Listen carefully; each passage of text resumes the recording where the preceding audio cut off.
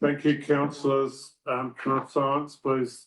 Welcome everybody to today's council meeting of the 21st May 2026.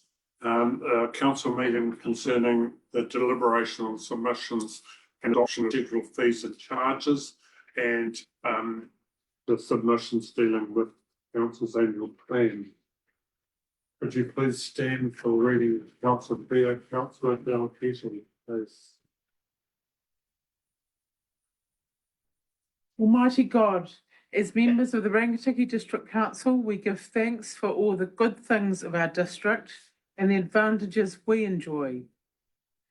We pray that you will give us wisdom and guidance as we conduct the affairs of this meeting. We pray for all the communities and the district we represent. Help us to be fair and honest in our discussions, and help us to work together in unity for the welfare of all your people. Amen. Thank you. Councillor, today I have apologies from Councillor Hero, Councillor Rokawa. Would somebody like to so move and receive? Thank you. Councillor Sharlin moving, Councillor Field seconding. Those in favour? Those against? Carried. Thank you very much. And next one, we have a public forum from Martin School by way of their submission, and an explanation to this, because we had a submission process. Those requesting a public view had that opportunity. In this instance, I understand that the request was overlooked by staff, and as that was an error on our behalf, I so grant that request. And if you would like to come to this end of the table, introduce yourself, and in terms of that submission, you have 10 minutes. How you use that 10 minutes is up to you, but it includes question time. Yes. And you might want to illustrate whether you're speaking on your behalf or you're speaking on behalf of the board or Scott. Remember that 10 minutes includes question time, and I'll give you a nod after with a minute to go. I'll be as short as I can. The time is yours.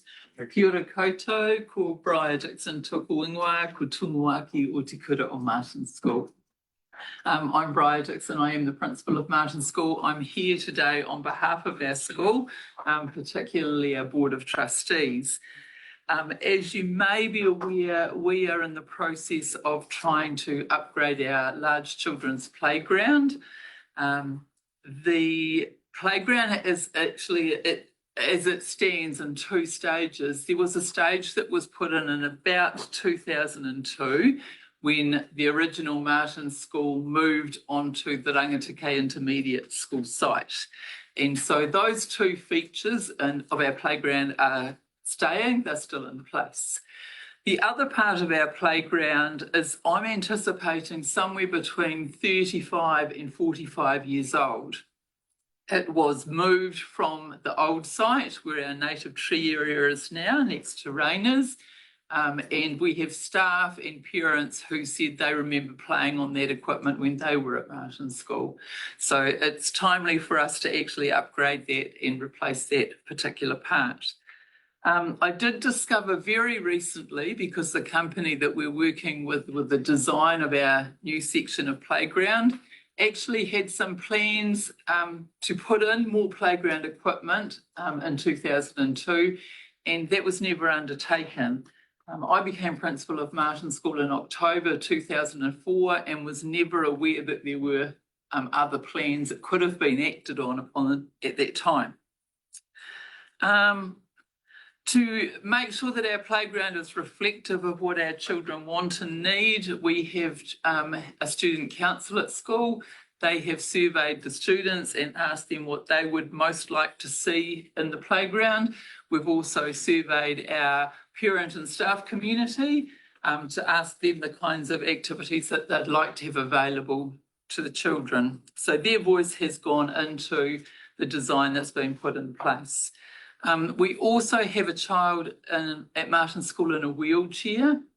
We have already created a space that is accessible, but we are looking to add a carousel to that area so that it is available for her and her friends to play on, and that she is included. You may not be aware, the Ministry of Education have put ramps into our play areas, but that's where it stops. So our big playground, what this project is about, has a ramp into it, and then it used to be 20 centimetres deep in bark, which is not very wheelchair friendly. Hence us trying to upgrade. With this playground, we have already secured funding for matting to go underneath it. So all the bark will be, or has been removed already, and the playground will be matted by Playtop, which is a tyre recycled material, making it accessible as well.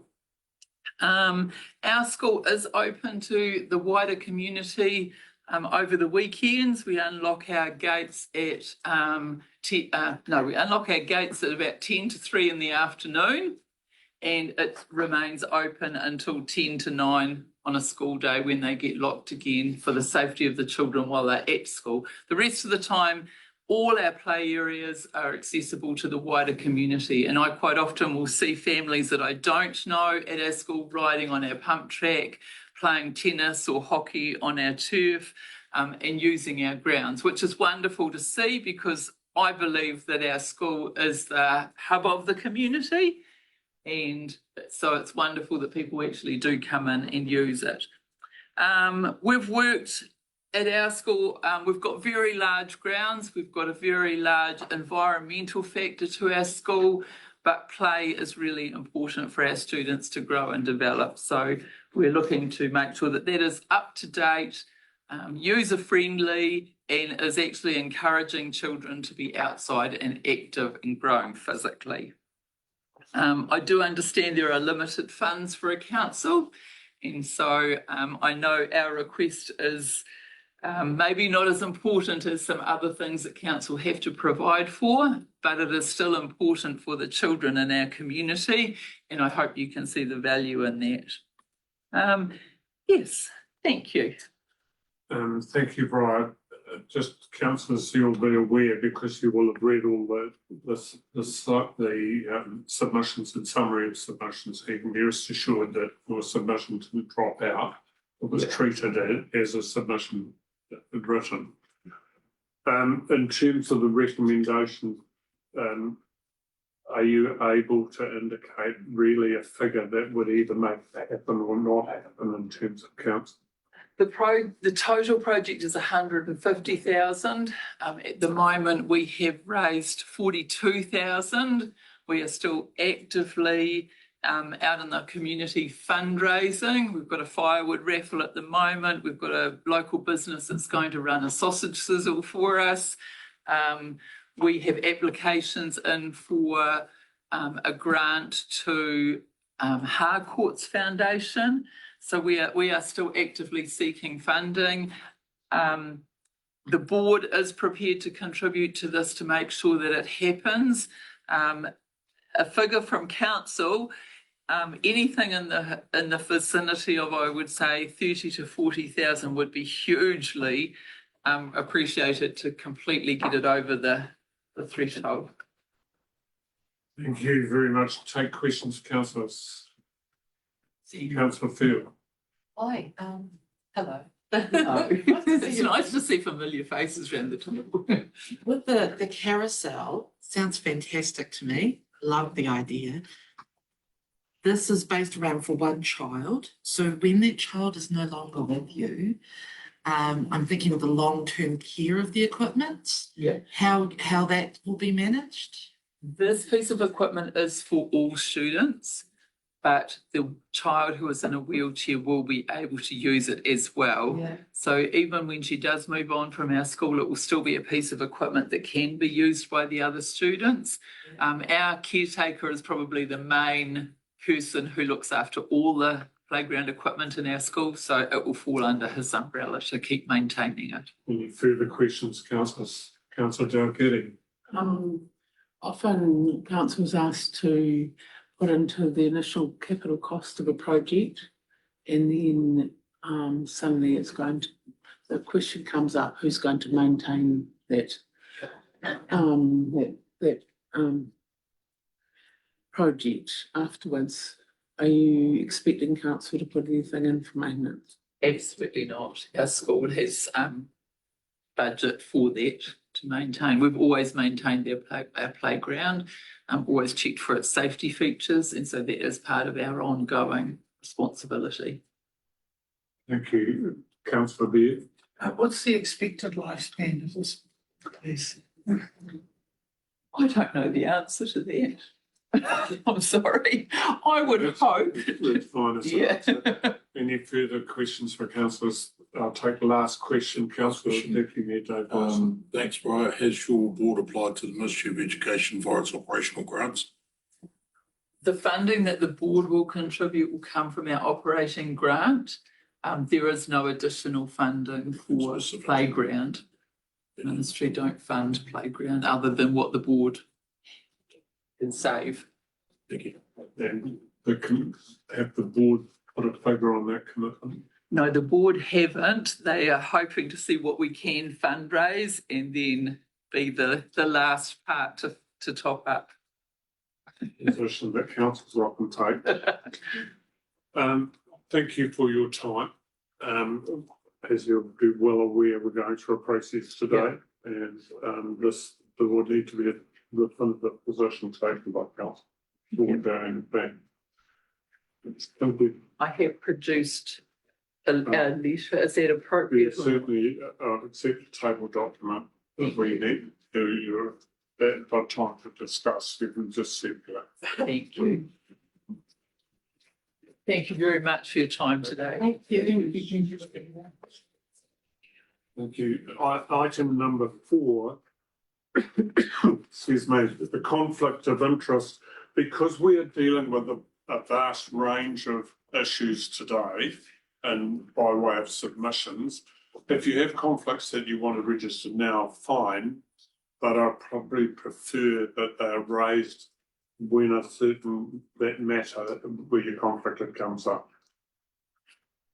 Is there any conflict that you wish to? All right, I'll pass on. In terms of conflict, not the confirmation of order of business, it will be as stated. No changes from start. Thank you very much. Moving to item number 6, the confirmation of minutes. And I'll take you through those. Looking for, I think it's pages 4, 5. Your worship, they are Sorry. attached under separate Yeah, cover that's because they're fine. very Sorry, I long. agree.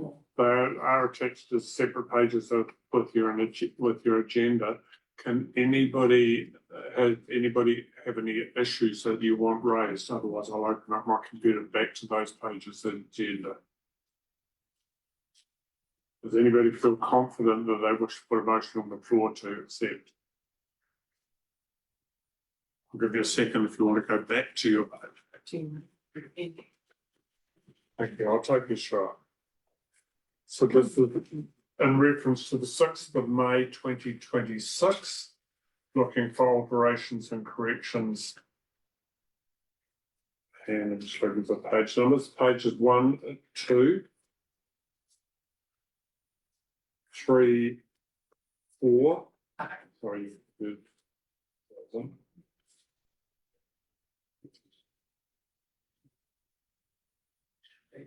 Should be just page 4.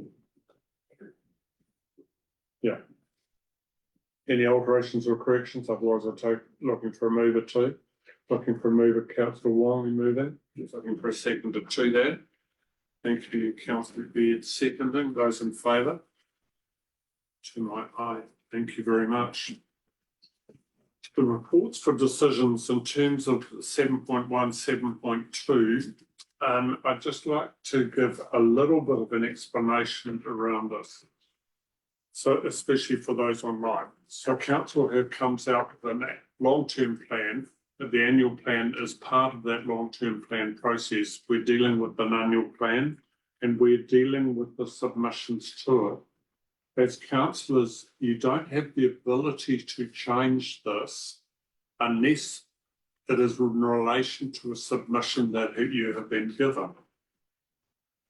However, there are a number of very specific permissions that you will need to deal with and say either yes or no, you support them. But bear in mind that a number of the submissions are directed at general stages of you need to keep your rates down, etc.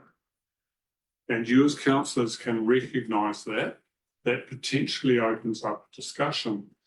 But if you are going down that path, I would request that you are reasonably specific if you're looking for savings as to where that would come from. Any questions around that as a process?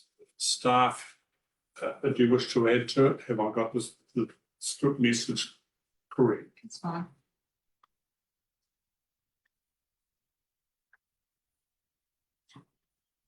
Right.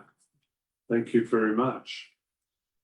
We'll move first of all to recommendation 1 before I pass it through to Katrina to Tiff, or Carol, Katrina to Tiff, whichever way you want to go.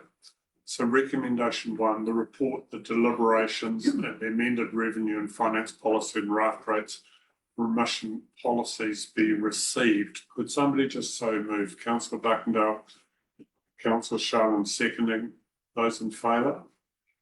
Those against? Carried. Thank you.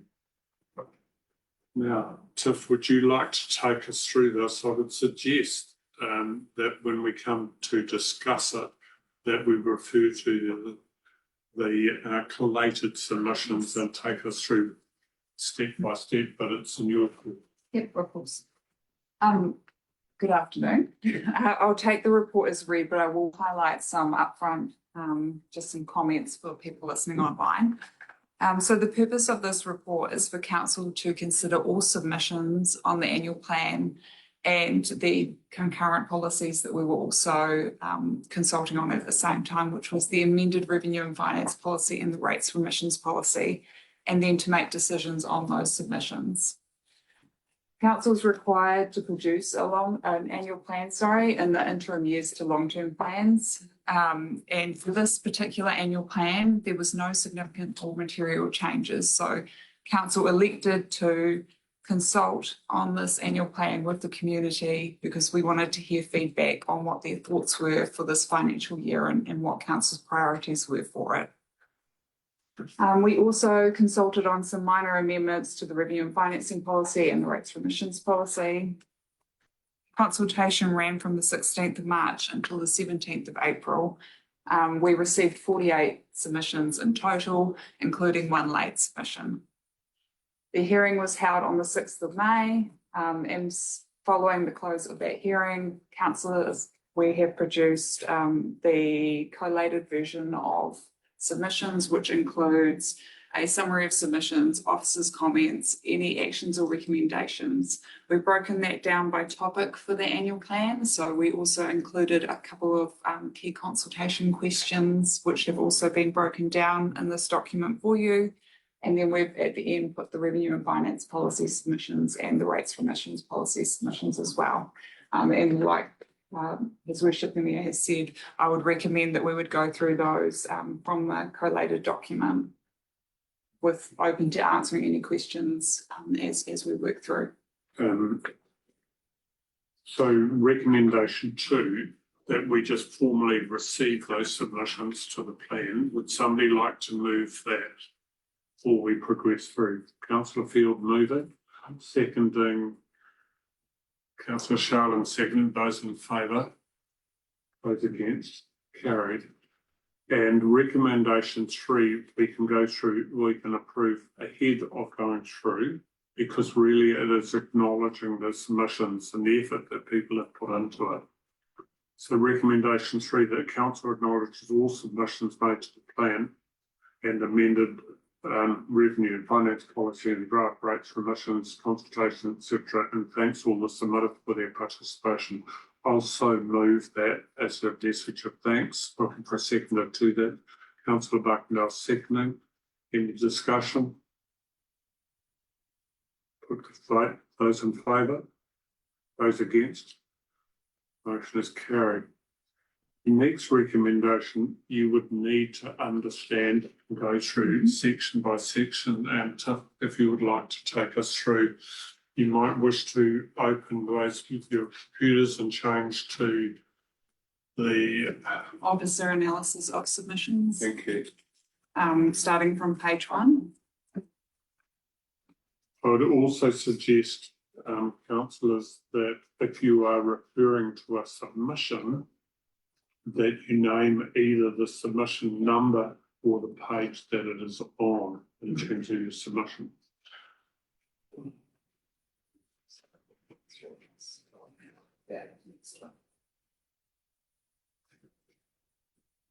So we're working from the officer analysis of submissions. The first page talks to a consultation question from the annual plan consultation document, which relates to one piece of advice to council before it finalises its annual plan for 2026-27. Any comments, questions? I'd rather we take your time through this. First of all, is everybody looking at the correct documents?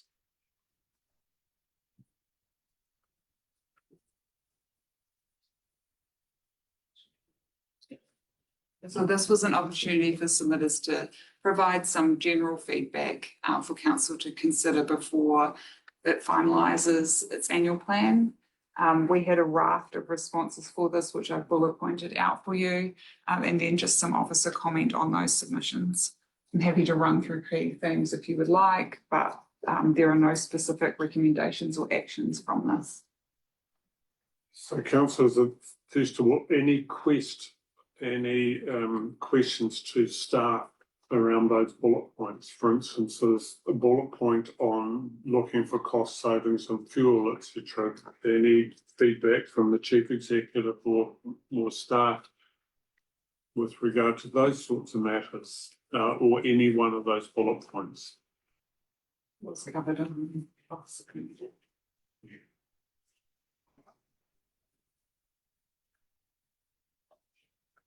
Councillor Dalgety. Please, for the benefit of those listening online, I'd just like you to go through the last bullet point and explain the Hunterville rate situation.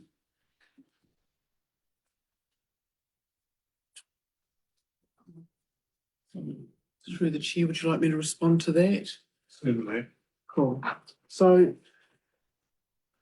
the most difficult thing I believe we council face is the fact that no one house is identical to the other house, other than, yes, we do have capital value that we rate, and we have UACs and uniform annual charges and the uniform annual general charge. Where we have challenges and differences is the movements, particularly with our connected water, wastewater, annual charges, where they go up or down, impacts on properties that are connected, such as our more urban properties, and they don't impact on our rural areas where they don't receive connected water, or in some situations don't receive connected water and wastewater. For the in this case, for this annual plan proposed for next year, our connected water has dropped in price across the uniform annual charges by $280 per uniform annual charge. So all properties that have connected water are benefiting from that decrease. Properties that were never connected cannot benefit from it because they never incurred the increases in the first place. So that is causing an issue. When we look at our bucket of rates that we're asking for, that has increased by 6.4%. Where you've got properties that, particularly properties that have what I call a lower rate base, so their invoice, their charge starts at a lower rate. If you put a cost on it, it will feel the percentage higher than a property that's got a higher base. And we demonstrated that when we did the workshop with the Uniform Annual General Charge. When you put it up, it impacts on the lower capital value. When you decrease it, you see a different movement. So this is what's caused this one. And when we looked at the Hunterville properties, and we did a particular deep dive in that over the last few days again, their starting point, their average rates invoice is lower than the average rates invoice of other areas. So they're feeling the increases, particularly annual charges in other areas, more so than a property that has a higher starting point for their rates increase. So $100 increase on a invoice, $3,000 rates invoice is a higher percentage than $100 increase on a person who has a $6,000 starting point on their rates invoice. And that is unfortunately the impact we're seeing with this one, where we've decreased by $280 for connected water. Does that help? Yeah. Thank you. In terms of councillors, I'm going to make a resolution recommendation in a minute, but also in terms of recommendations to help staff will reply in a generic sense to these as a group of submitters. But in terms of where there is something quite specific, if you wish the staff to reply with specifics to an individual request or submission, you have that option to also be able to direct staff, to suggest to staff. In terms of, if I look through those bullet points, there is a bullet point that is absolutely bullet point, do not invest in new council buildings. And there's several requests around that based on saving money, etc. And that refocus. I have drafted a potential recommendation to that effect. And can you bring that up on the board, please?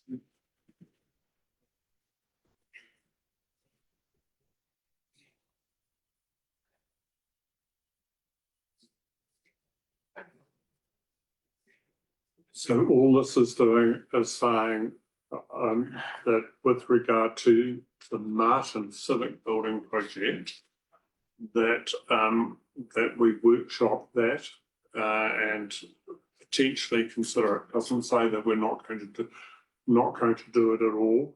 What it is saying for me is that there will be some consideration into that with current situations and as a response to submitters. So I will move that as a recommendation, looking for a seconder to it. Councillor Dalgety, you get a seconder. And in speaking to my recommendation, so it is live now, we have a mover and seconder. I take on board the costs, and I also take on board where council currently sits, and we need to workshop and understand that situation. Any other speakers to that recommendation? Just a question, thanks, yes. Certainly. Just wanting to clarify, are we talking about the emergency building as well? No, the civic building concept.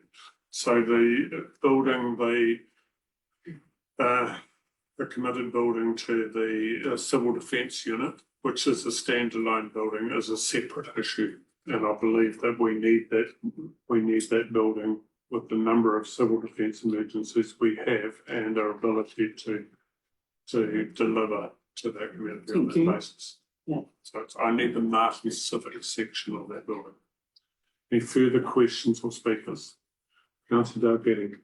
I'd like to speak in favour of the recommendation. Just with the central government's request on amalgamation, I don't have it clear in my mind what we might look like. In a couple of years' time, I just think we should just take a breather and understand what that might look like and what our needs might be, and just leave it at that. So the recommendation is let's workshop it, let's understand it. There is no decision on the table at the moment as to whether we proceed or not. Councillor Watt. A question, the timeline for the build, have we committed to anything as such at the moment? That will have to become part of the report that comes to you for consideration, understanding our commitments around that space. Can I just ask some clarification for this one, Your Worship? So are you looking for options that are brought back to council to consider what the future of this might look like, including urgent maintenance, that sort of thing? We workshop and understand, we absolutely have to understand the implications of any decision we could potentially make and where our contractual positions actually sit, etc. Any further discussion? Otherwise, I'll put it to the vote. Put it to the vote. Those in favour? Those against? That recommendation is carried. So later on we'll have to accept it as amended rather than. In terms of the response from me again, and I'll pass back to councillors in a second, in terms of the response to the Martin Pool, could the response for that submitter that says refers to a $6 million roof, could an explanation go out either in a generic sense or specific to that submitter, illustrating the scope of work that $6 million covers and illustrating that it's not just a roof? I can confirm, as we kind of work our way through the document, we do cover that off and provide them with a link to where all that information is available, but we can check to make sure that it covers everything you've suggested. Thank you. Anything further from councillors with regard to this first section?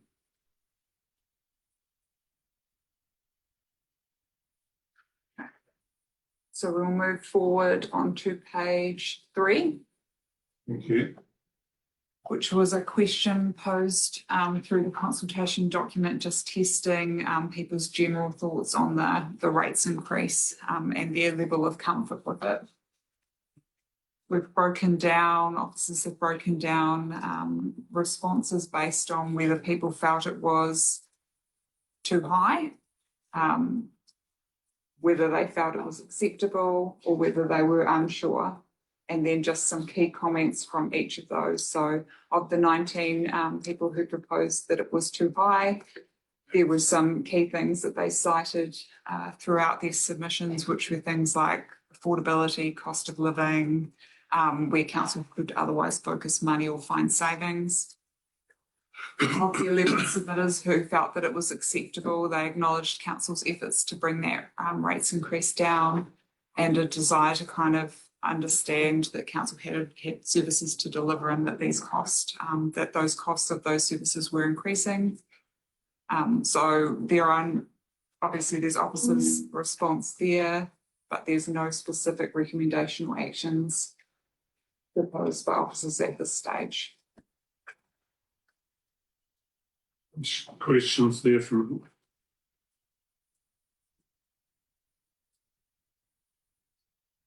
just from me, I note that, for instance, in the previous section, the response from staff around first pages also said that council needed to consider cost savings wherever possible.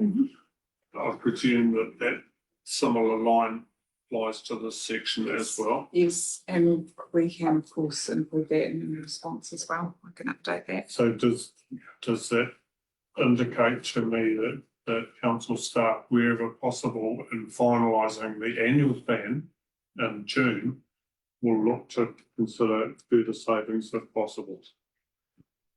Thanks, Your Because it's Worship. been the response effectively here to this. Yes. Just take advice from the chief executive. Yeah, the work that we have done to get the rate to the level it has been a line by line look at all the budgets across the whole organisation to get us to the position of 6.4 when it was originally 11.75. Yeah. So we have done that, and this is reinforced in this annual plan. The change, if there is any change to the civic centre as a capital budget, and that won't be in next year's budget anyway.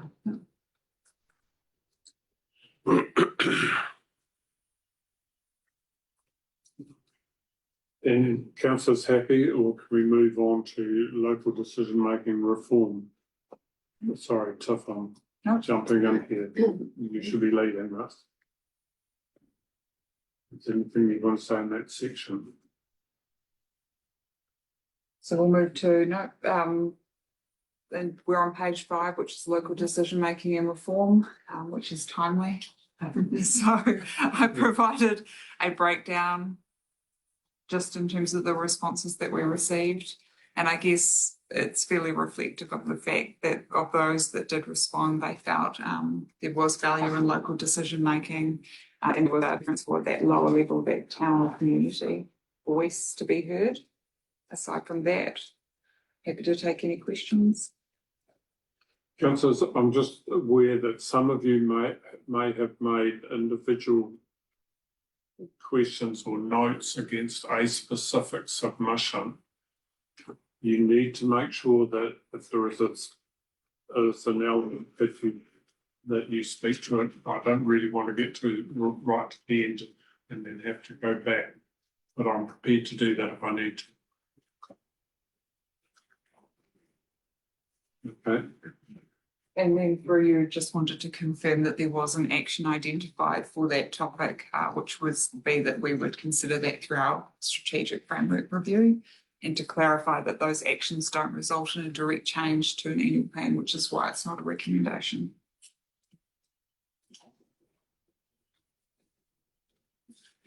So we'll move forward to economic development, which is on page 8, with the first topic being high street corner buildings.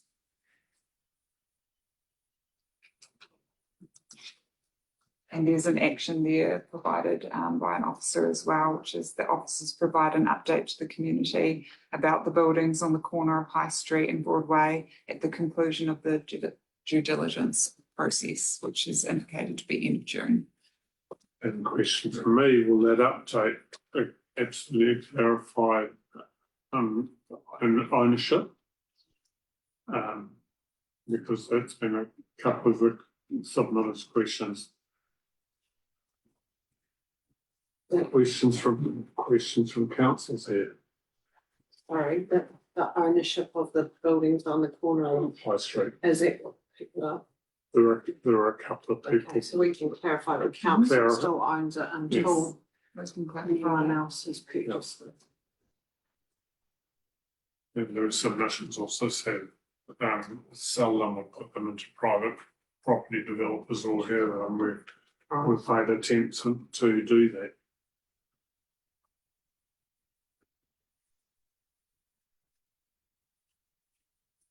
Next topic being the Martin Town Centre revitalisation. If you take any questions, if we have no recommendations or actions proposed. So councillors, there were some specific submissions from council, not from council, from submitters, to say stop that. Martin, and there are submissions and balls around placemaking and the drawing of pictures, which I didn't fully understand. If you could explain that to me, the basis of that one, the painting of footpaths and things. So I think that's addressed later, and it was for balls. And so it wasn't addressed as part of the Martin revitalisation project, but my understanding was that some painting of footpaths was done as part of a community project. So it was just an assets type action. It's a very small organisational involvement from. So this is your opportunity if you wish to stop or carry on, to voice your opinions there in terms of, for instance, Main Street upgrades.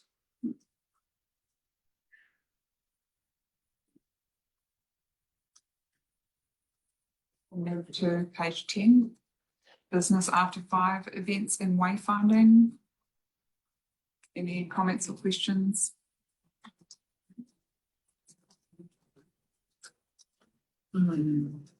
I just would like to add a personal comment. I think the business after 5 has been well attended and has been a very positive thing in the community. And I'd like to thank the contributors that make it happen from council, because I think it's been a great way to certainly for me personally to meet people in the district, and yeah, I've really valued it. Thank you very much. Thank you. Any further, Councillor Baird? I'd just like to say that I look forward to some BA5 in the northern half of the region. There have been several. Some, yeah. Just for those online, in terms of how those are assigned, it's by demand. So if a business wishes to make themselves available to the BA5, the economic development staff will absolutely oblige.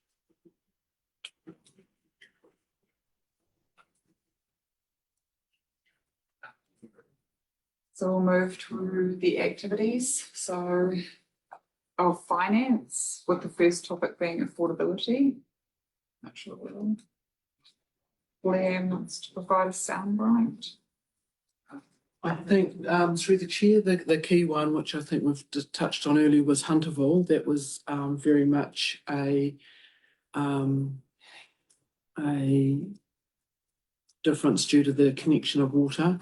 The other one has been around the use of the UAGC and how, again, as I discussed, the impact on when it goes up or down on the different values of capital values of or different values of people's rates, because it has a different impact. Changes to any of those types of rates will require, as a process we would typically do through a long-term plan. And at that point, we would also look to council again to confirm our agreed approach on the use of UAGC and uniform annual charges. So councillors, in this section, there were submissions by Tim Matthews, Federated Farmers, with the general direction that the UAGC should be increased to 30%. Yeah. Is there any councillor that wishes to have a view on that, or wishes for that to be considered and explained further in workshop? And for those online, there have been a huge number of workshops that have driven these positions already. Councillor Wong. I think in the present economic situation, the UAGC where it is, I'm quite happy with, and I think perhaps if things change, we should consider a change in those circumstances. But at the moment, I think it's at a good level. Nobody's seeking change there. Any other changes within these financial areas?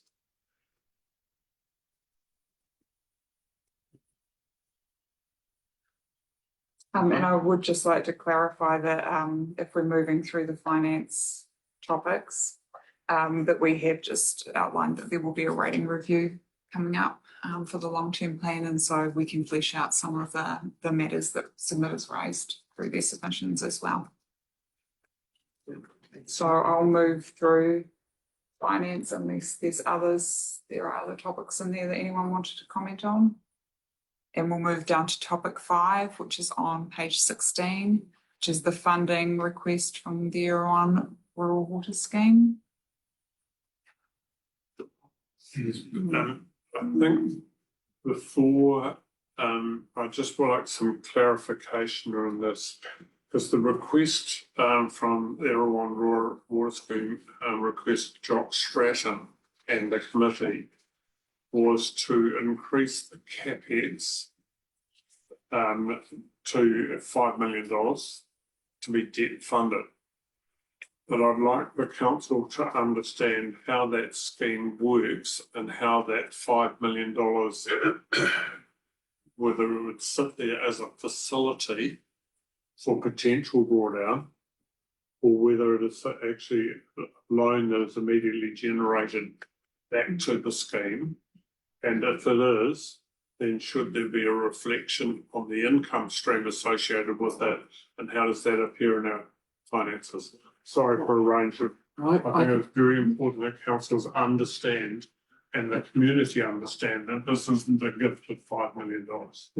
so through the chair, thank you for that opportunity. So they're asking for 5 million. At the moment, they don't know the timing and phasing of the need for that 5 million.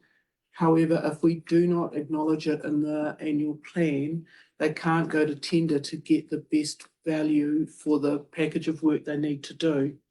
The 5 million, the loan, would not be advanced to them in any format until that work is confirmed, until we have a payment plan and agreed way forward, timing, etc. And then, assuming it won't all get done in year 1, we would phase the debt in accordance with the work that needs to be done. In the same way we do for any of our other capital projects. Then just clarify who's paying the loan back. The loan is paid back by the scheme, and that will affect the properties that use that scheme. So it'll come under our collective amount of water rates. Any costs of that loan, primarily interest and repayment, and it will affect that area of their water charges, not the balance of the community. So effectively, that's a cash neutral position because it's offset presumably by an agreed repayment plan. It's cash neutral in that sense, yes, but it still feeds into our collective rates increase. So that group under the Erewhon scheme will have their water rates increased. Water rates are part of our collective bucket of rates. Councillor Beard, Councillor Dalgety, Councillor Wong, Councillor, I'll go in that order if you accept that. Councillor Wong, Councillor Beard. I understand that when debts are put on into the books, there's a cost to establishing the debt and having the provision open. And if that money's not drawn down, there's still a fee to keep that provision open. Is that the case in my world? In your world, it would be. Yeah. So the chair, sorry. In your world, yes, it would be. And in my world, it would be too. But in the way that we manage debt, remembering we draw down debt as we need to for our cash. We don't draw down tranches typically for specific pieces of work.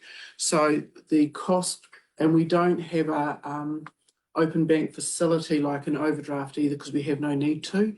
So we go to our LGFA, Local Government Funding Authority, as we need to, and we draw down that fund, and they will bear the cost of the interest as it starts accruing, being incurred, and they will bear the agreed repayment plan as we set that up. So it's not sitting as a cost incurring waiting for that, because we don't need to. So there's no transactional cost on it. So No. thank you. Councillor Dalgety. Sorry, a couple of questions. First of all, I can't recall what sort of reserves have they already got for this project? Around, it's not a high reserve, it's off the top of my head. At the end of this year, they'll be sitting on about a cash reserve of about 200,000. It's not a high cash reserve. And am I correct, that this 5 million is going to be shared amongst, was it 48 or so connections? It does seem quite a high level of commitment.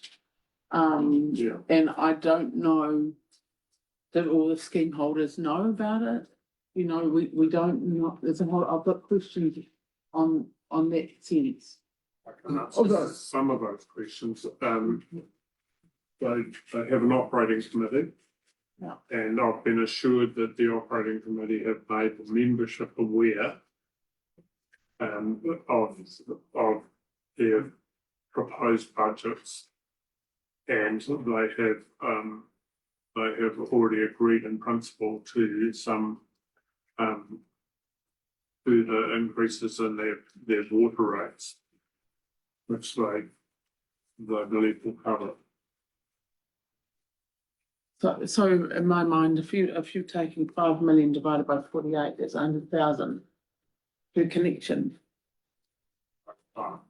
Yeah. They And so, also say that they don't think that their full $5 million will be committed. They are wanting a facility effectively to cover themselves, but they don't see that as the need for the full $5 million. thank you. Their draft budgets were considerably under that, and the drawdown will only occur against Councillor Wong, then Councillor. Just to reiterate, there is basically no effect of this on other ratepayers as such. Through the chair, no, but yes. If it was happening under our rates cap, it would still be included as part of that total bucket of money we need to collect. But the rest of the ratepayers aren't paying for it. It is very scheme specific. Unless council chose something different, but that's how we understand it. Just to clarify, second, that's section to enlarge on Councillor Dalketti's move. What risk does council envisage with this project? Have we had a assessment of the implications on council?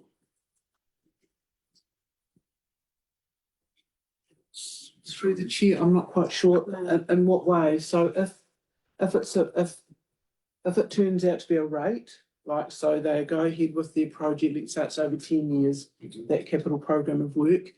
And I think it's against 28 properties as I understand it, but there might be a difference between properties and connections. The water takes. Because it comes under our rating legislation, the cost is attached to the property. So if they didn't pay it, they would come under the same situation as any other rating, any other property. If they sell their property, the rate for that scheme would still be attached to that property. Is that answering the question? It would be like any resident that didn't pay their rates. Ultimately, there'd be a process with debt collection agencies, and ultimately, you could potentially force the sale of a property to recover the money. The combined asset of these properties is substantial. Can I make a comment, Your Worship? We did meet with members of the Erewhon Water Scheme, and in particular the chair, who he advised there's some really urgent work that needs to be done up there, and it's been identified, and they've been working with our staff to look at how to best manage that program of work, and work from the team will continue on that basis, looking at the priority work and how that will span out. The hope is that it won't cost the 5 million, but because we don't know the tender, there will be a number of tenders that go out, and because of the fuel crisis as well, there could be an increase in what they actually anticipated. So our advice was let's put a request in for the highest amount it might be, but hoping that it will come in a lot less. And as Leanne has said, it will actually come in over time because the work will take a number of years to actually be completed. So it's just building in resilience, I suppose, both financially, but also for urgent work that needs to be done across that scheme. Just one clarification, and this currently sits, because it was a submission too, does it sit inside our budgets as is at the moment in our annual plan? Through the chair, no, it does not, because weren't aware of it at the time. But again, because it would start next year, the impact is the year after. Thank you. Councillor Dalgety.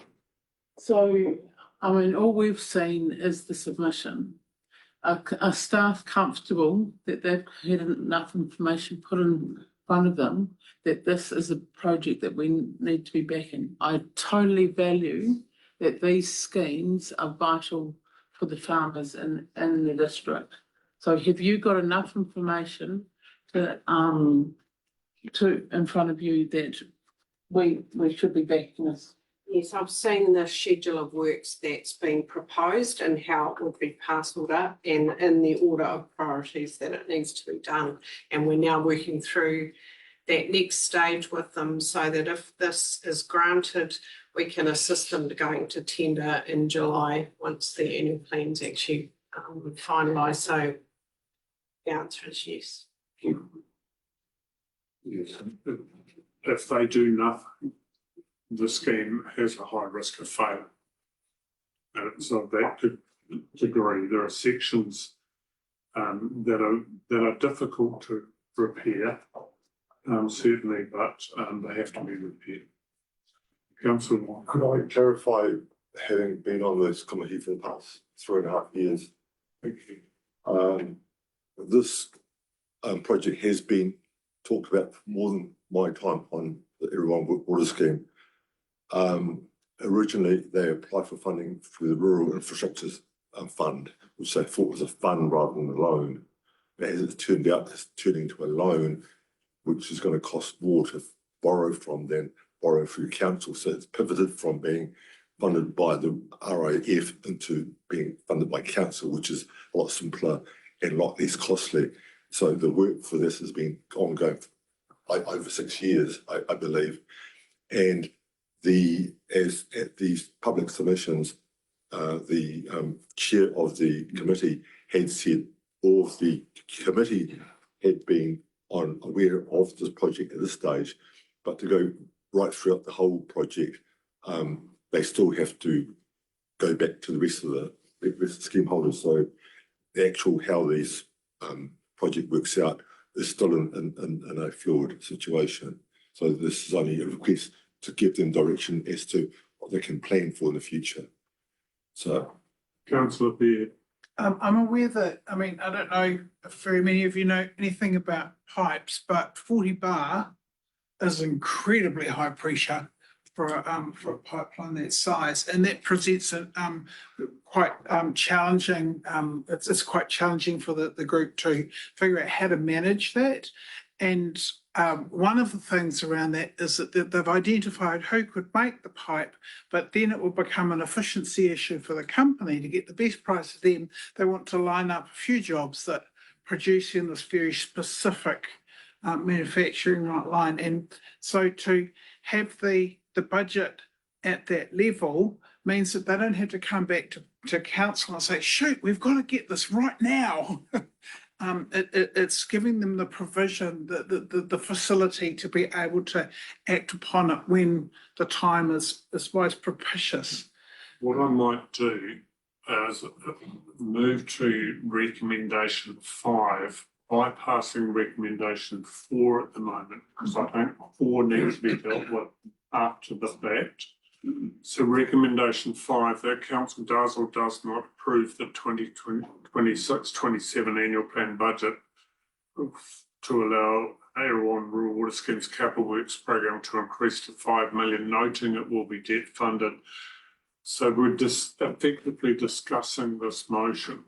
So would somebody like to move, or put on, I'll move, that the council does approve this funding, increasing capital works, looking for a seconder to that. I'll go to the seconder being on the committee, otherwise, so councillor wants second. I'll speak to it because effectively that's what you're doing. I did have one more question, but Yeah, take a question first. okay, that's a quick question, and that is it possible for scheme members to pull out to make it a decision that, no, I don't want to be part of this anymore? So my understanding of the scheme is when the scheme was set up, there was a commitment to fund it or to take certain volumes of water. Regardless of whether they take that volume of water, they are required to pay for it unless they on-sell it, which permits the scheme to continue. So that sits with the property as against property title. Thank you. Any further clarification needed from start? Does that answer your question? So does that mean they can pull out? That means that they could, if they wanted to pull out of the scheme, they're either responsible for it or they on-sell that water and that water is in demand. Okay. That's all, Wilson. Is this a question? I'm seeking to amend or foreshadow, Your Worship. I think the words need to be tidied up in the recommendation that you have moved and councillor Moore has seconded. Are you foreshadowing what motion? Just noting that the scheme will be debt funded, but I think we need some reference in there that it will be debt funded and repaid by the scheme users. I'm happy if you to include and It may be easy to include it in our original motion, but I think it should be agree. And if the seconder agrees with me to include those words in the motion, I accept your point and direction. In repayment by scheme members. So in speaking to it, this is a huge chunk of our district. It sounds very small, it's 48 people or properties, but the area that it covers is vast. It is a critical scheme to allow them to operate in an efficient way. And I'll leave it there. Any other speakers to the scheme? Do you wish to speak to it? Or does the second wish to speak to it? No, thank you. Anybody else want to speak for or against it? I'm sorry. Yes, I agree with the mayor. Water is critical for farming. And as we get drier and climate change impacts our droughts, these schemes are vital. And for that reason, I will support the recommendation. So at this stage, no speakers against. I'll waive my right of the I'll put it to the vote. Those in favour? Those against? Carried unanimously. Thank you. Any further questions with regard to the section? So if you may wish to remind people. So we're moving from the finance activity section. And I would just point, we've obviously just done the recommendation for the rural water scheme, but there were actions for staff and that will have implications, and you'll see that flow through into your long-term plan. So just highlight those. And we will move on to page 18, where we'll start a new activity which has 12 topics under it, which is governance, community and communication. I'll move by topic, and unless there's any questions, we'll just keep going. So we've got quality of information on the consultation document. We've obviously provided what I would say a fairly robust response to that. General comments on projects and urban intensification. Can I go to, sorry, what topic are you up to, remember? Two, but I can go back to one. No, later on. Okay. So topic 3, which starts on end of page 22, which is public meetings and information sessions. Comments, we do have obviously action there. Page 23, value of consultation. And then topic 5, housing in Taipei. Move on to page 24, the Taipei West Slip Zone. So councillor Wong. Yes, please. Thank you for your comment. I thought that was great. Could you just maybe expand on it? There is something being done and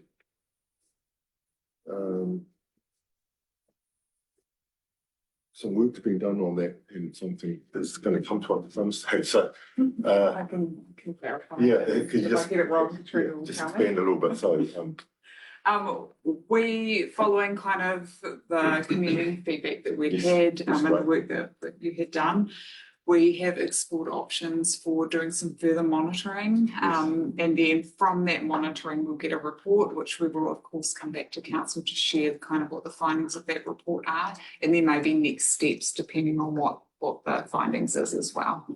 any timeframe for the report? The timeframe for the report, so the monitoring and assessment kind of we're expecting to start in August. Right. And that ideally we would have, we'd be coming back to you with some feedback by November. Great, thank you.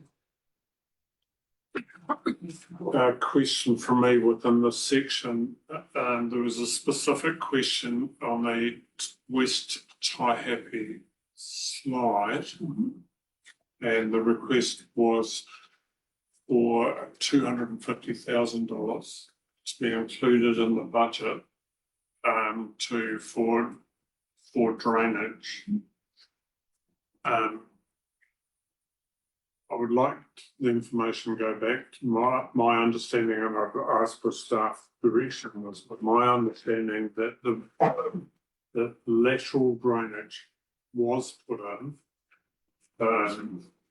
So not down that way, which was indicated in the question, in the submitter, but a drainage was put into the face at the time following the reports. The information I've been able to look at, that seemed to be apparent to me. Am I incorrect? I'm uncertain. I think that's what the next report that we actually commissioned will show, where that is, and then what, if there's been any degradation or anything else that's occurred, that we need to do that monitoring report to understand that, which is what we're doing. So can I clarify? Yes, please. I can't talk to exactly what drainage has been put in place because various things have happened over years. But part of what the report or assessment will do is it'll gather all the information across the board and collate it and then understand based on a number of factors, what does this mean? How is the slip acting currently? And then they will provide some recommendations from there. So we'll take all of that into account. I'll take it on that basis, but I personally wanted some indication, and if that covers it, then I'm fine with that. Yeah, if further issues raised by submitters that people want in this section. No. Oops. Carry on, please. So we'll go through, continue in the same, the same group of activities on topic 7, which is the government's comments on and council meetings. Page number. Sorry, page 25 and 26. We'll move on to topic 8, which is at the bottom of page 26, which is the general community funding requests. Yeah. And is recommendations there for you to consider. I'm obviously happy to take any questions in advance.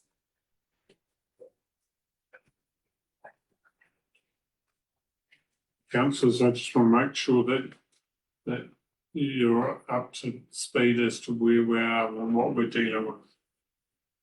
So it's page 27, general funding requests.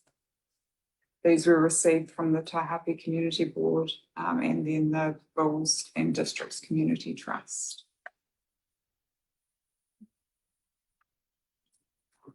So there's a specific request here, was dealt with in terms of recommendation 6, that council adjusts or does not adjust the annual payment from the MOU partnership with the trust by inflation each year.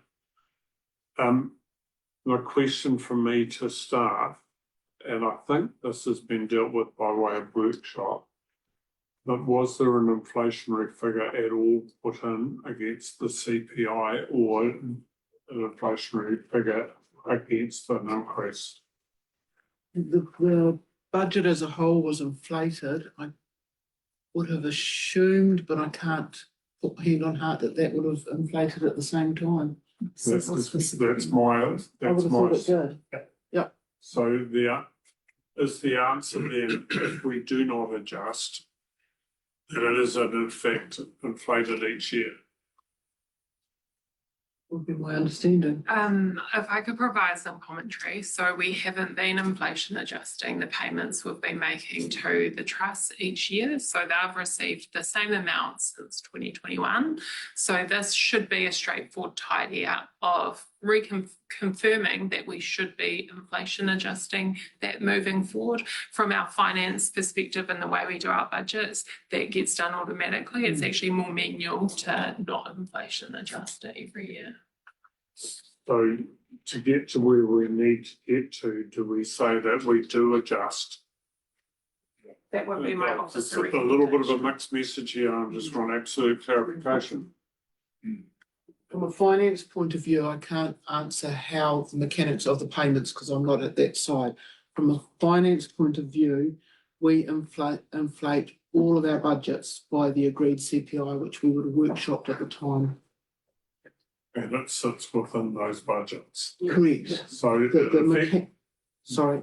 so in effect, you're telling me that it is covered as a whole budget holder, but it needs to be inflated as a response to them to fit within the total budget. Yeah. Okay, I get it. Sorry, when I looked at this the other night, I thought this was The MOU should be updated correct. to reflect that. So on that basis, I would move that council adjusts the annual payment for the MOU partnership to deal with the inflation each year because it's covered within the budget that is set within the annual plan. Looking for a seconder to that. Thank you. You've got your chance, councillor. Thanks, Fran. Councillor Ophelia, I should say. I'll take any, you had a question. I do. So the CPI is applied henceforth or since the last time it was increased? The officer recommendation is it's from here on. Henceforth. Yeah. Thank you. Yeah, and that'll be right, so that's effectively the annual plan set in place for the future. Having clarified that, I'll use that clarification as my right to speak to the motion. Any other speakers to the motion?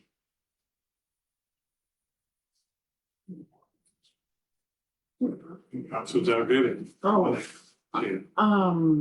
It's complicated for these groups to try and operate in an inflationary situation without their income effectively getting adjusted. Thank you.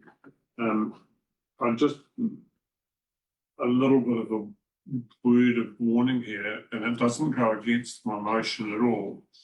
But effectively, this is an MOU that is set between two organisations, isn't it? That figure is. It's set between us and each of the trusts. Yeah. Yeah, so us directly with the Bulls Trust and us directly with the Taihape Trust. But as part of that MOU, there are KPIs that need to be delivered against it, which are up for negotiation. Yeah, not So- today. Not for today, but I just want to make sure that people understand what is happening here. So I put it to vote, those in favour, those against, Okay. Thank you. That deals with the Taihape and Bulls trusts. However, recommendation 7, the council does or does not increase the MOU partnership for the Bulls and by $2,000 GST for the, and that this will be included in the budget. So they're looking for this on top of the inflated figure, is my understanding. And this is specifically tagged to the maintenance and repairs of some cows and bulls and calves that we own that sit on private property. So can I have some absolute clarification here? Because I thought that the council, oh, these are the ones on private property. Yeah. Okay. So the ones on our property we own, but we don't own the others, yeah. Just for clarification, Your Worship, Yeah. we've got the resolution from 2019 in the officer response that reads that council confirms that the ownership of the Bulls remains with the Bulls and District Community Trust, and that council funds the ongoing maintenance to a maximum value of $3,000 per annum. So ownership of the Bulls is with the trust themselves. But when these bulls were bought and Joe Blogs or Jill Blogs could go along and buy a bull because they said they wanted on their private property. And I would have thought then that because they bought it, it's sitting on their private property, they should be responsible for their own bull. Because this submission is purely against those sitting on private properties.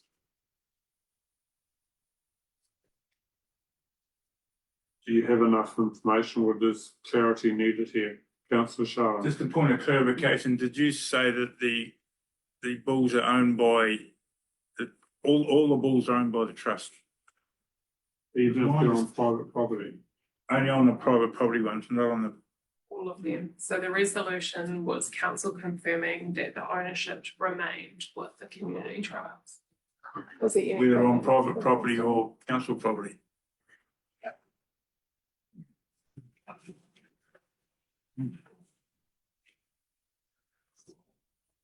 Does somebody want to put a motion on the table? So we're actually speaking to a motion. I'll take questions, Councillor Dalgety, Councillor Beard, and somebody else over this side. Councillor Sharon, Councillor. I'm just interested, the current regime where they obviously produce the invoices and we pay, does that system work? I just thought that would be a manageable way going forward. Does it not work? We should start. So through you, Your Worship, Ms. Prince might want to respond. That arrangement is focused on the bulls on council land. Yes. So for the bulls on council land, we prefer that it would be treated the same way as all the other public art throughout the district. And then it's logged as an RFS and we can just keep track of what is happening, yeah, and what the costs are for those statues. Councillor Beard. My understanding is that it's very difficult for us, for council to compel maintenance of property it doesn't own. Which That's by, correct. in which case to, for somebody to go and do, the trust is unable to compel the maintenance of the bulls on private property. Well, surely it would be tied back to the MOU we have with the organisation. Okay. And they're either funded by that MOU or they're held to account. So that's the mechanism of protection I would have thought. Do you understand what I'm? Yes, I do. Councillor Charlotte, your question. I'd like to move that we increase the amount requested by $2,000 for the bulls on private property. Need to be seconded to that. Councillor Fair, you seconding it? You wish to speak to your recommendation? Yeah, well, again, I think asking people on private property to do it, if they're not going to do it, what happens? But if we've got this money, then we can ensure that they're all kept up, because they are a huge feature of the town, and a lot of people stop and have their photos taken. And it would be really good to see them kept up to a really good standard. Looking for speakers to it, I'll go the second at first. Councillor Fahey. Yeah, because these are on private property, but they're not privately owned. It's just, we've got to make sure we understand they're still owned by the Bulls, really, Bulls Council. Councillor Dalgety. I'm sorry, I would prefer that the invoices came through and then we paid on the invoice rather than just giving an amount straight across. But I'm against the motion as it reads there. I'll speak to it. I'm against the motion, for a very similar reason. But secondly, also that there should be an attempt to find external funding. If somebody wants something on their property and agrees for it on the property, it is presumably because they see value in it. And the first approach should be to go back to those people and say, if you see value in it, would you contribute to?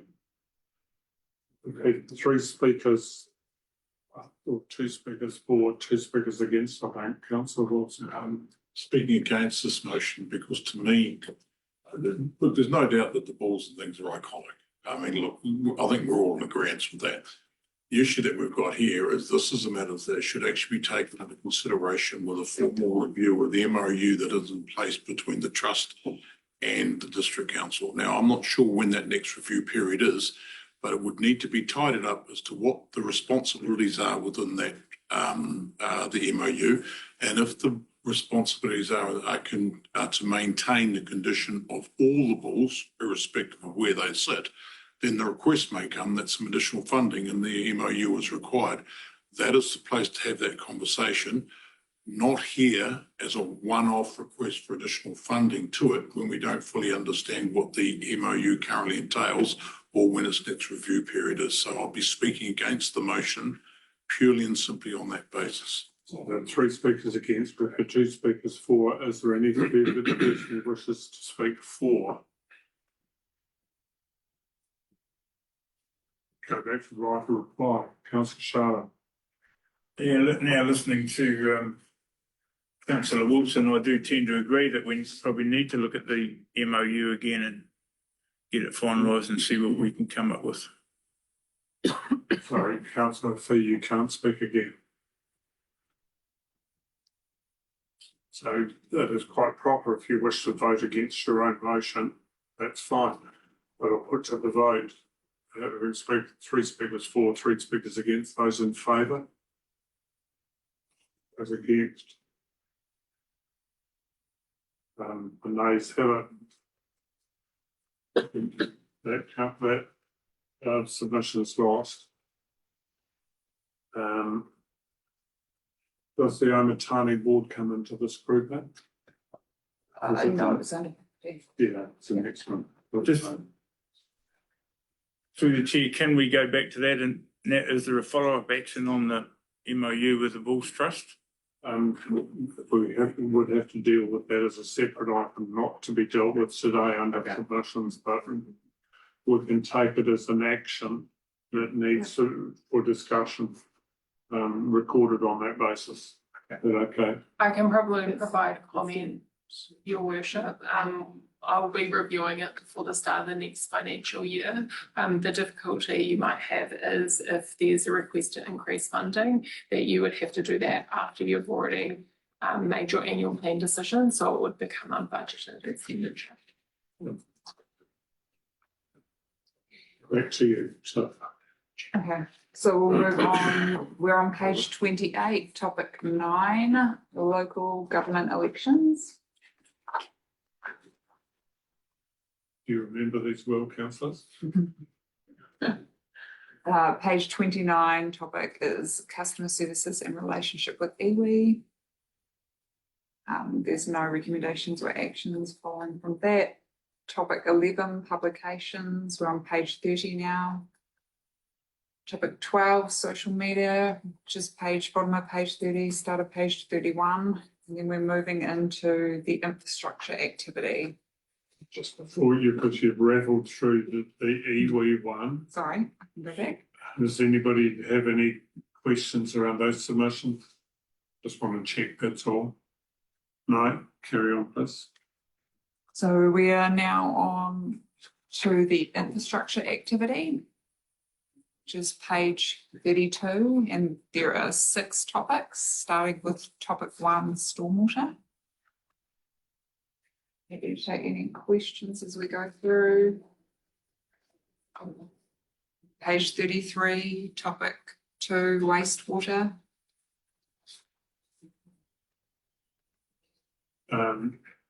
First of all, nothing on stormwater. There was the chat, this bookshop one. Can advice go back to submitted Belinda Howard that there is proactive maintenance, as I understand it. So I think we need to be definitive around correction to these spaces. It is covered. I accept that. Wastewater, sorry, Councillor Dalgety. Sorry, under wastewater, thank you. Is this the place to ask, please, that there's some comms to the, out to the public around what's happening with the Hunterville wastewater treatment plant? I think people would be interested and don't actually know.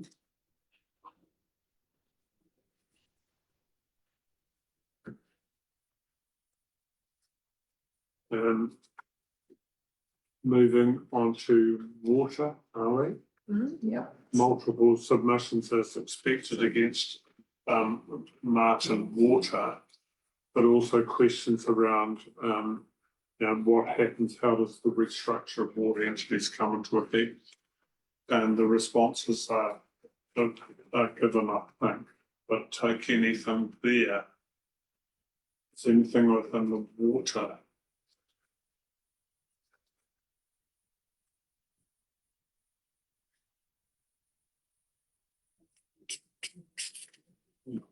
Right. So topic 4 is projects, and that's on page 35. There's quite a few projects touched on. We broke these down by submitter with specific responses based on what they had raised. Some of these overlap into previous submissions around rates and value, etc. So there's effectively there's a double up with submitters all the way through this process.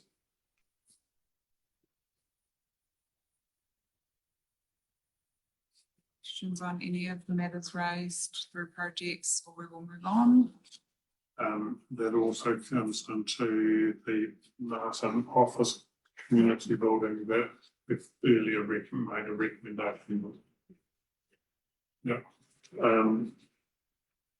The Onatani all comes within this one. It's under property. You know, We will get there. I just don't want to miss it. It's sitting in front of me. Page 38, we're under solid waste, topic 5. Questions there? No? Then we go on to topic 6, which is parks and reserves. It's a brief one, so we will move into the eagerly awaited activity property. And we'll start with topic 1, which is the new toilet facility for the Taihape grandstand. There was quite a number of submitters on that. Yeah, I just want some clarification as much for the community as, first of all, my understanding that there was a commitment given that there would be a demolition of the existing toilet on that facility because it was part of the Parks and Reserve plan. So that the existing old toilet, yeah, perhaps Thank you, Galen, because I just want to make sure that everybody's on similar page here. So the Parks and Reserves plan came out, Yes, which involved the demolition of the toilet yes, to allow room for the new playground. that's correct. Now the discussion is sitting in, and that took, no, before where it's located, was there an absolute position taken that council would fund a replacement when they demolished the old one? It has been discussed at like the Memorial Park user groups, etc., but there was no budget ever allocated because at that time we had no firm plans from the playground group, etc. So there'd never been any budget put in or any site confirmed. So now there's a number of submitters that say that there should be a toilet and it should be built in conjunction with the restoration reshape of the grandstand. Is that correct? Yes, that's correct. There's 6 or 7 submitters in that space.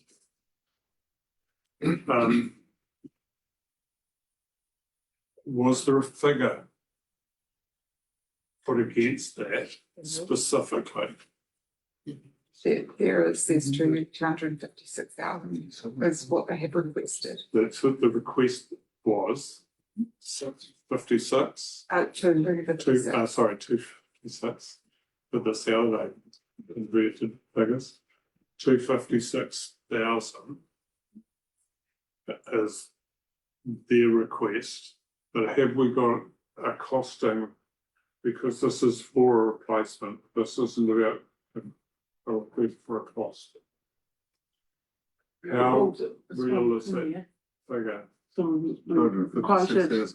Quoted 166,630 for the 2 cubicle stand at Memorial Hall. So that was just given as an example. 2021. Yes. Yeah. So do we have any idea what that would cost today? No. Thank you. Probably also something to note that that was a standalone, and if we were looking to include it in the grandstand, that would be quite a different. A huge saving being built within the grandstand. Huge. I would think probably, I wouldn't guarantee that. Oh, yeah, but I mean, how many toilets are you looking at? I think in terms of the submission, we can't get into suppose this and suppose that. What you can give councillors, what I advise you to do, if there is any doubt in these spaces, then you refer it back to council for final determination following workshop. Because otherwise I see real risk in here if you say, answer the submitter by saying, yes, we will provide, and it is beyond the cost. Can I also just provide, sorry, through you some clarity? They had requested it to be considered as part of the grandstand project, which isn't starting in this coming financial year, so it's starting the following financial year, which is why officer's recommendation hasn't been to include funding, because it wouldn't be drawn down. Include it as part of the long-term plan discussions, and that would allow us to have more time to actually work out costings, where the best location is. So, and be very clear that my understanding is this is on top of the money that you have pledged to the grandstand. If I could just clarify comment around that, they are starting work on the design, but the construction will be until the next financial year. Right, so. Sorry, that's my concern. If we don't give them an indication of support, it does affect their design. Yeah, I get that. Councillor Bird, you have a question? Yes, so I've seen pictures which do include the toilets, but they're only pictures, they're not the same thing as plans, I understand that. Are we in any position to be able to direct them to include them in the design? Because I mean, it becomes a chicken and egg situation. Unfortunately, this is a council-owned, community-led. So, whereas we can have some control because we end up being the owner, so things have to be built to our satisfaction because we end up owning it. That's the level of control that we have as a council. But I take on board Councillor Dalgetty's point that even though it's a long-term plan consideration in terms of their planning, we would have to give some intent now as to whether that, because otherwise, how do they plan for it? In principle, based on our master plan. What you could do is say that you'll provide,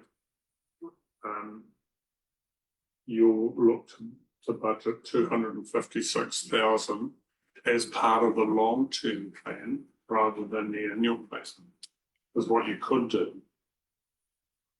Chief Executive, am I delving into the dark arts here? Yes, yeah. I mean, it's a figure that's been taken out of something previous. We don't know if that, I mean, it's a very exact amount, isn't it? But having it like that, how much is that on rates? 0.5. Yeah, but it is capital, so it's going to be the, I don't know the term of the project, that's, but I would imagine we don't know what we don't know, because if you just say, look, we'll signal 256, that might not even cover. But if we don't get the design in, it's going to be more expensive to add it later to the design, I mean. So, but if you give them an unlimited amount, they could design gold-plated ones, so. Saudi Arabia or some Kuwait did that. Yeah. I'll go to the chair of assets, it's Cinda May, and he should be able to provide us with the exact solution. I'm going to suggest that the best option here is that the council commits to supplying toilets as part of its parks upgrades to the Taihape Memorial Park domain. And as simple as that, because that way we are not committing to anything that is money, because we have nothing actually as even remotely resembles a costing. We have multiple locations possibilities to us. So I'm simply saying that we commit to providing toilets. Sorry, but it doesn't answer the submitted question, that it be part of the building.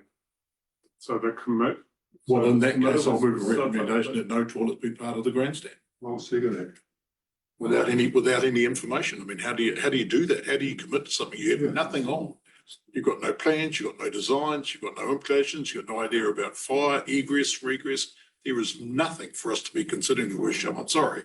I like the idea of toilets in the grandstand and on the domain, but we can't commit ourselves to anything. Sorry. We had 7 submitters, I think it is, in total, I counted them up, that are submitting to say that they should be part of a building and dealt with as such.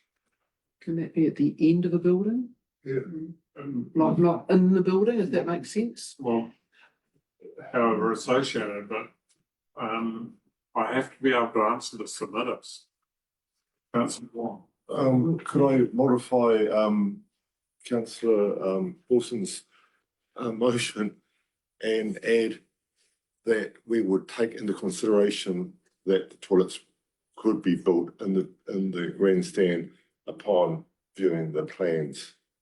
It's not gonna work, it's not gonna, unfortunately, That will answer you, the submitters, that when we see the plans, we'll make a decision, and we'll put a space in the long-term plan for this, and we don't commit to anything because there's nothing actually to commit to as far as figures or plans go. We will actually consider it when we see it. this is getting super messy. So what I'll do is table this submission request to the workshop, because I want further information and clarification around this. What would that Because- be? Sorry, Can I clarify what further information you are seeking? the information that we need is whether council commits to funding as part of the grandstand project for a toilet facility, because that is the request of the submitter. And it's quite specific around where it should be sited. Presumably, it would be able to cover both functions. The function of the changing rooms and the function of the park. Could I just clarify that, please? The toilets that they are talking about are for the public. There would be direct entry into them from the outside. Yeah. And there will be other toilets within the changing rooms, but these ones they're talking about are public toilets. They're back onto the same facilities and things like that. Yeah, I get you. Direct entry. Well, unless somebody can put a motion on the table that you can, that is passed. I feel as though there's more information required here before. Councillor Wilson.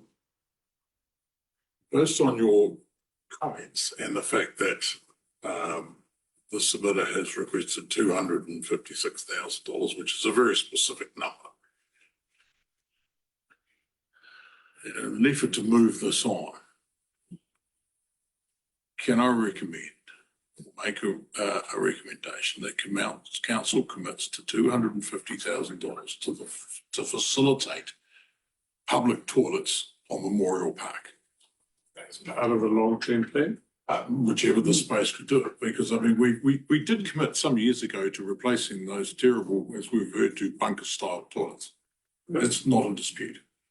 But we need to move this on, so I will move a recommendation, second, that we commit $250,000 as part of the long-term plan.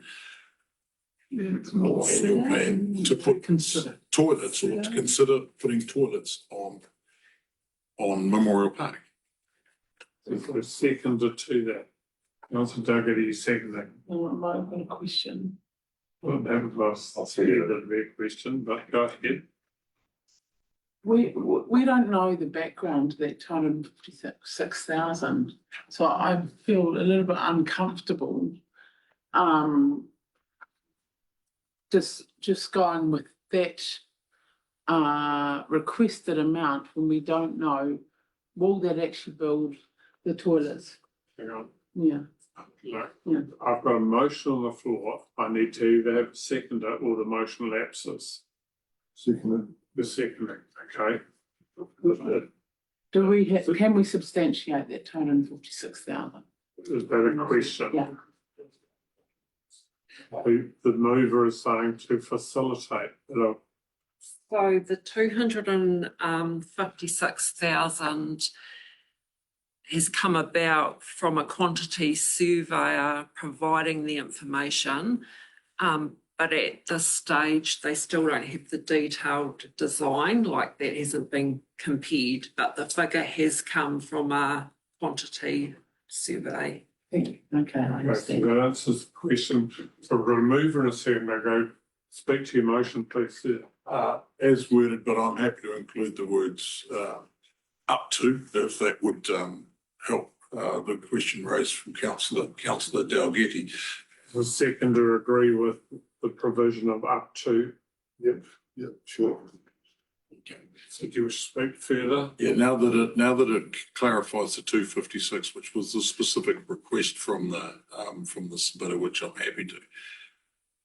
Quite simply, we cannot move on with annual plans, long-term plans, consider our budgets, consider our positions, and wish to start putting some numbers around where we're actually going to be. And going back to workshops to discuss toilets, never in a day, I think achieved nothing. We've got a commitment to doing something up there at Memorial Park.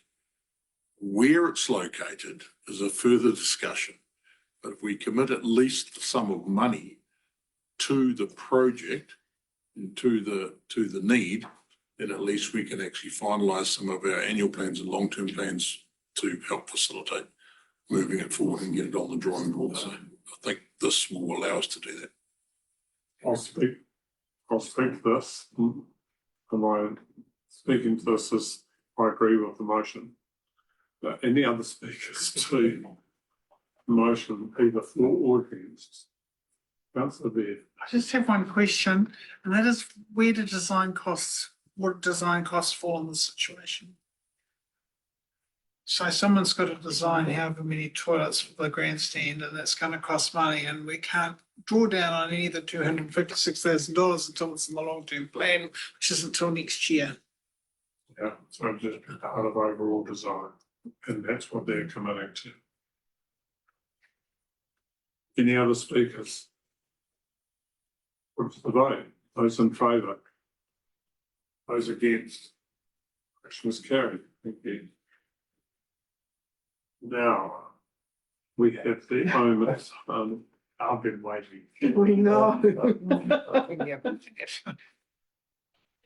And the council does or does not delete one, allocate funding of up to, I don't know what XXX is, but if it's tens or hundreds or thousands, but GST exclusive to the Omatani Domain Board for heating and or plumbing and drainage works at the Omatani Hall to be undertaken in 25-26 year to be funded through the general rate.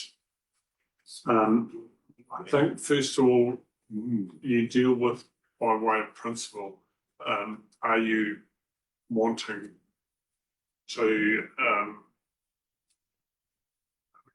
allocate funding? And if the motion to allocate funding, then we come down to some degree. So I think if we separate it, might be faster. Excuse me, I need to exclude myself from this conversation. My son's building company is included in the quoting process. The minutes please reflect conflict of interest here. Looking for a motion on the floor. Councillor Wilson. Seeking the move does not allocate funding. Does not agree. Would not agree or. Was there a second to that? Councillor Dalgety seconding. Do you wish to speak to it? Yes, I do, and it's really, this one's an absolute no disrespect to the people in the community that use the hall and stuff, but I think this is one of those questions where we have to take broad look at the costing impacts and look at the a wide scope of the community that is going to be affected by this rating impact. The key words that it will be funded through a general rate is probably where this one sits. I believe the scope of it's likely to grow far more than what's indicated in the reports. And I also believe that there is an opportunity to go through to other funding organisations as well as our own funding streams that we have, community initiatives funds, etc., to apply for some funds to help with this. And I don't think it sits in this space that should be, but I believe we have other funding arms that could help assist with this project.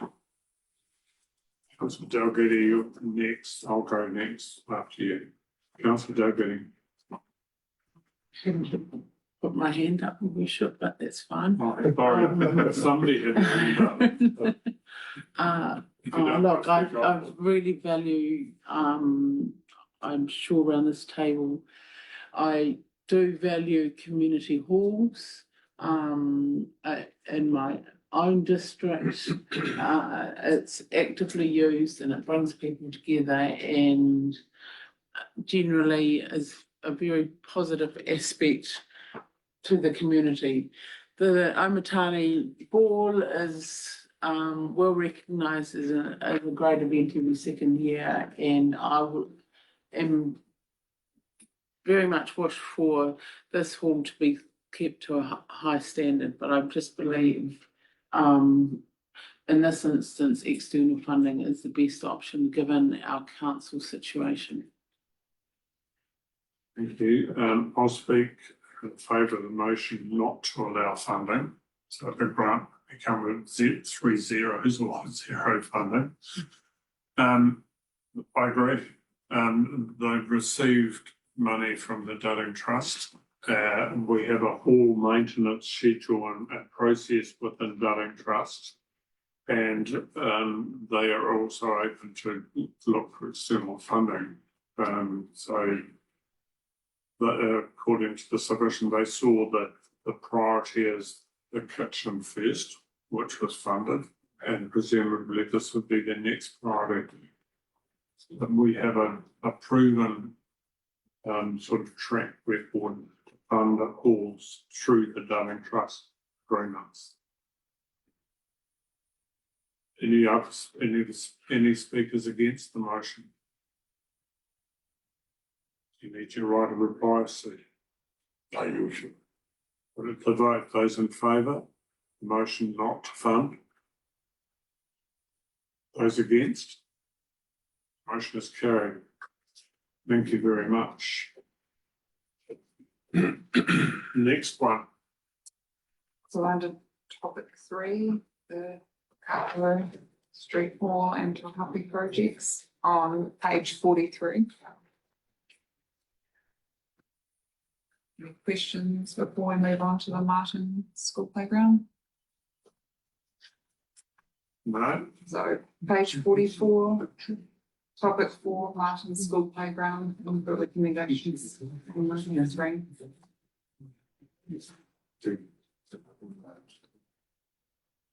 Martin School Playground.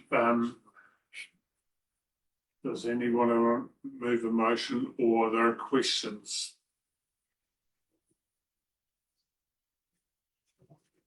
Councillor Wilson. You're passing it to Councillor Baird. I noted that they asked that the verbal submission was $30,000 to $40,000 would be appreciated. Are you saying that that match up with the written submissions that we're indicating? Or is that what they're asking for? Oh, perhaps I've just skimmed at $50,000. It was, yeah. I'm just saying that I note that that's what they asked for verbally. Councillor Wilson. Well, I'm going to dip my toe in the water and move a motion and seconding seeking a seconder that council does not fund or grant to approve funds. For this. Asking for a seconder to that. The council does not fund, that's all. Question, please. Certainly will take questions. In 2021, a grant was provided through the Parks Upgrade Partnership Fund. Does that still exist, or is that such a thing? Has that disappeared? No, it no longer exists. Council removed that fund in 2023-24. Other than the money that was granted to Tie Happy still sits within, that was approved through that process, still sits within that budget because it was granted prior to that date. Great.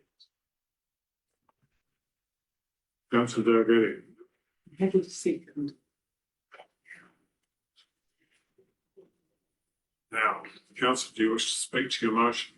Yes, Your Worship, and again, similar to the recommendation, absolutely no disrespect for the group and our presenters, submitters on this one, and for the effort they're trying to do to work for improvement across our district. But again, we are talking about ratepayer money here, and we just have to be a little bit careful.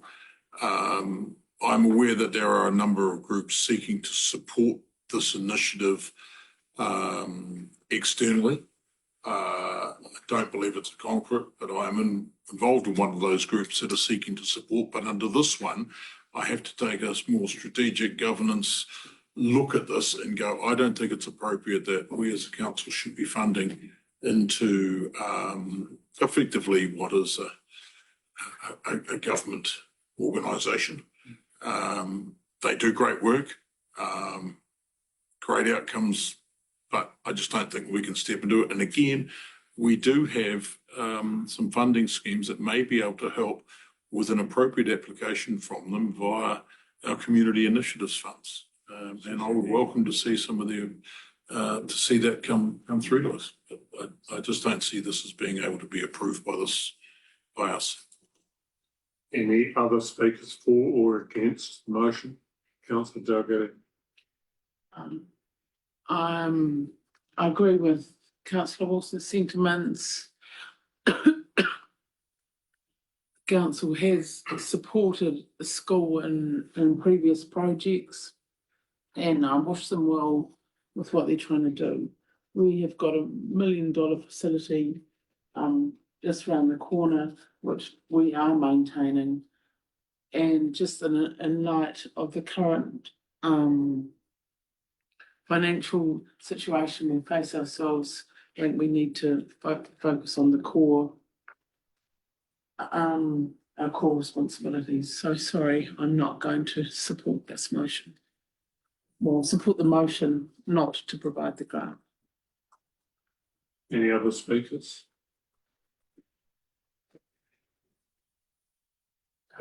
I'll support the motion. I absolutely believe in supporting the school wherever we can. But I think the two speakers have hit it on the head here. We do have a facility in close proximity for the community to use. And the submitters are right through the submission documents are saying you need to save money. Any speakers against the motion? Right reply? You wish to vote? Those in favour? Motion is carried. So Now I need to go back to submission recommendation 4. Did you want to work through the rest of the topics? You've still got a few topics to go. Yeah, sorry. So activity roading, which we start on page 46. 3 topics. Topic 1 being condition of road and footpaths. Happy to take any questions. Page 47, topic 2, roading budget and transparency.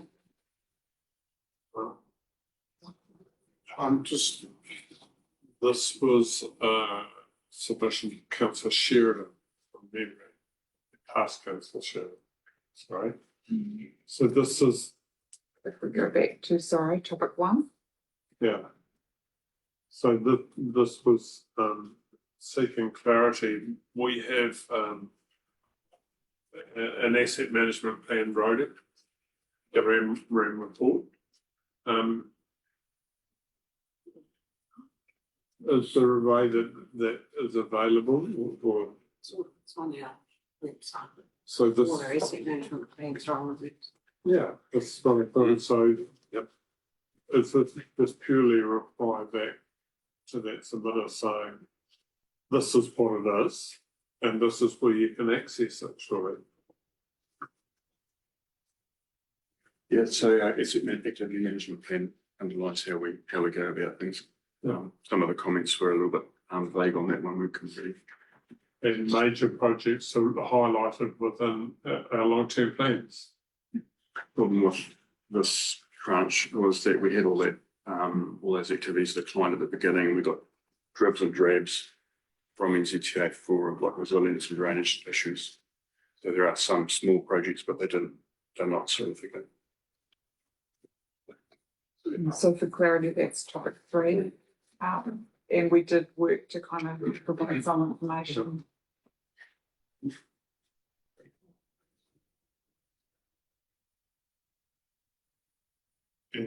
Further questions? I just have a issue. I'm just trying to work out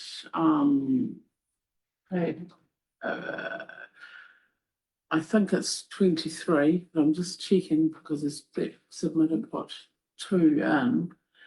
And there was a question around the swimming pool project, but I don't see it in your submissions is being addressed. Am I correct in that? I may be wrong. Which submitter, sorry. Oh, so 1, 3, 4. This is the one about the roof.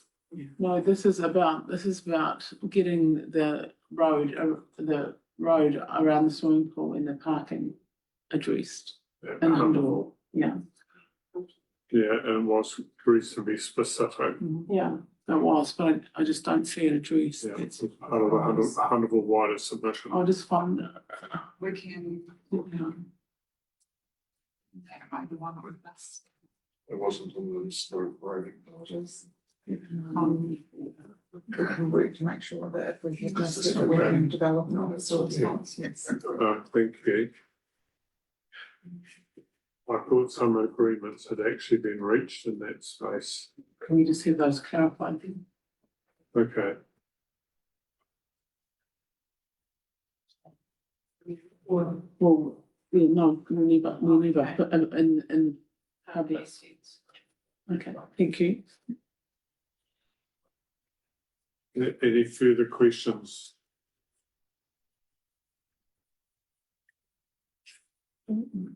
So we'll move forward onto the revenue and financing policy, which is page 51.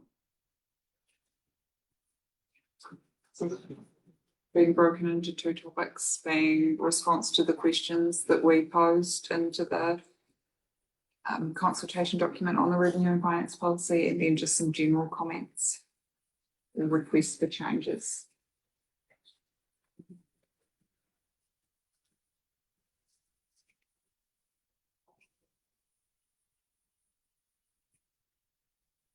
The submission around housing being funded through the general rate. I'm just trying to find it. What's that? Smith, yeah. Yeah, so it's 3A, I'm just trying to remember how to fund it. Who was against the principle of you proposed? Yeah, through the chair, there was a comment on that, on page 51. And the comment is on page 52, so I remember looking at this. Yeah.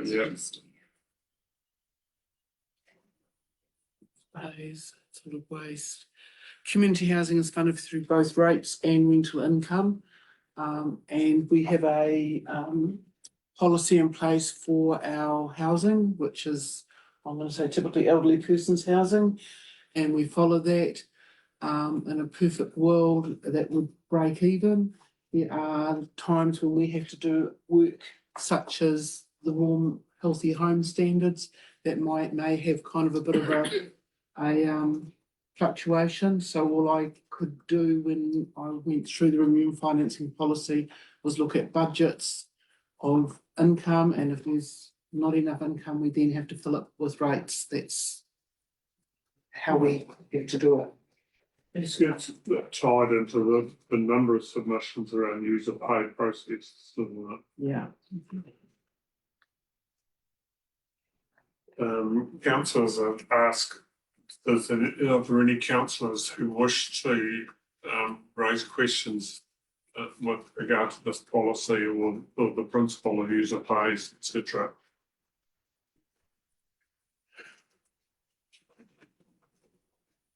No.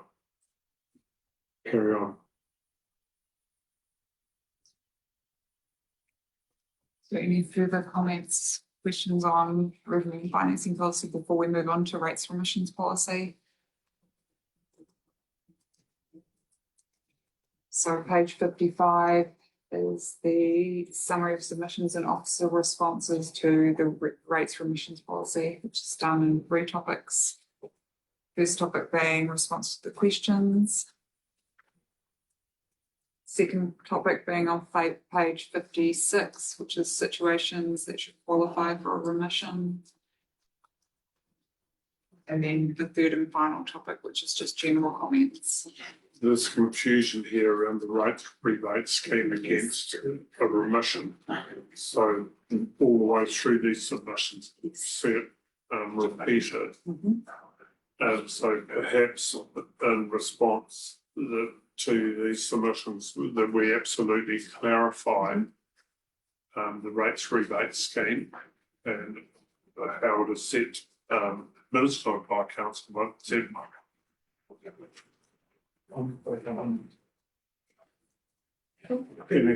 Anything further that councillors wish to bring up with regard to this?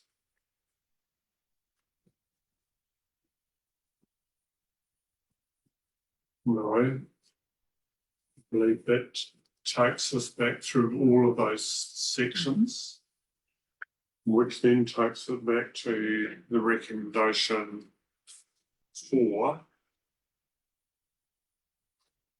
And that you may need to adjust. Before I go there, I'd like to thank staff for the amount of work they put in. The officers collation was looked like a very difficult job, and I thought they did a very good job of it, so I thank them for that. Some things they just. can I just hold that thoughts until I've dealt with recommendation 4? But I agree with your sentiment. I've just got a question before we address that, please. You can have more than one question if you like. I'll just, the question around working dogs and those fees. The next text. Oh, so I've got lost. Sorry, I'm trying to find the previous one and, okay, so it's coming up. Thank you. Thank you.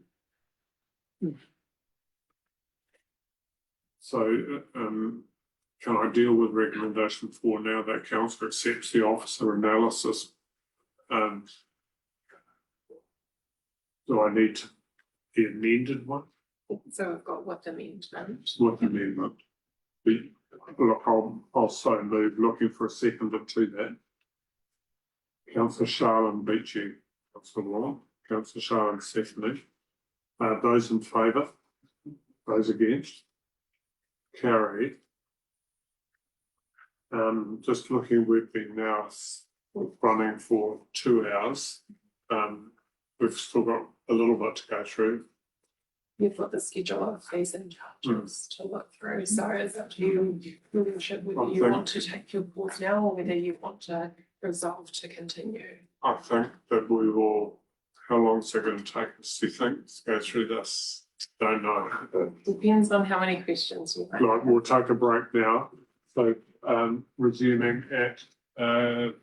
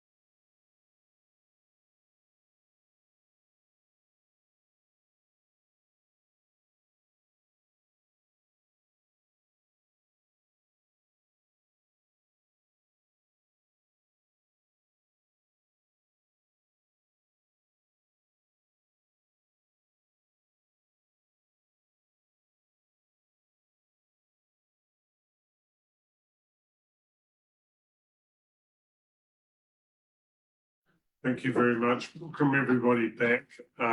Moving on to assembly to the deliberation sessions and adoption of schedule fees and touches, bearing in mind it's an adoption process. Just ask Katrina to be able to explain the difference.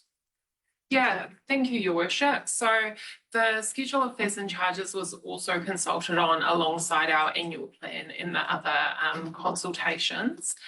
The reason why we're bringing this to you as a separate report today is because we're asking you to adopt the schedule of fees and charges. We do need to do that earlier to make sure we're on time for our dog fees. I'll talk you briefly through the covering report. The submissions that relate to fees and charges are with the submissions that were for the annual plan as well. They were all collated into one.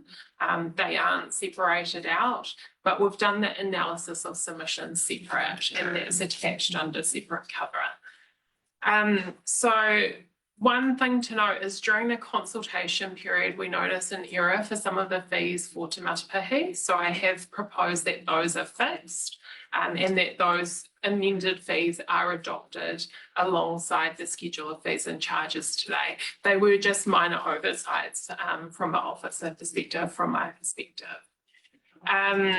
So what I'll propose is that just like the last item, we just walk through that officer analysis of submissions topic by topic, and I'll take you through and we can do questions.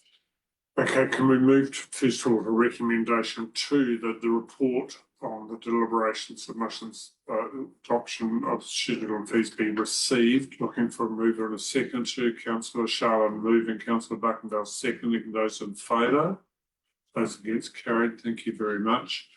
And recommendation 2, that council receives all the submissions made to that as part of the that are looking for a mover and second to receive those.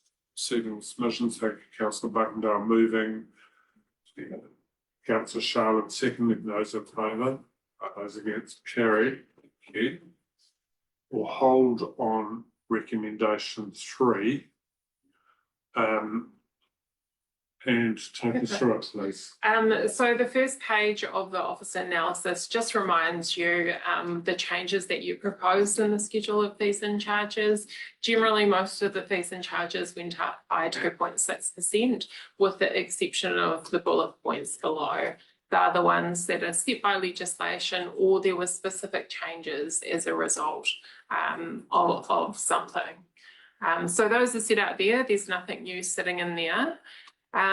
We did ask 2 questions in terms of the schedule of fees and charges.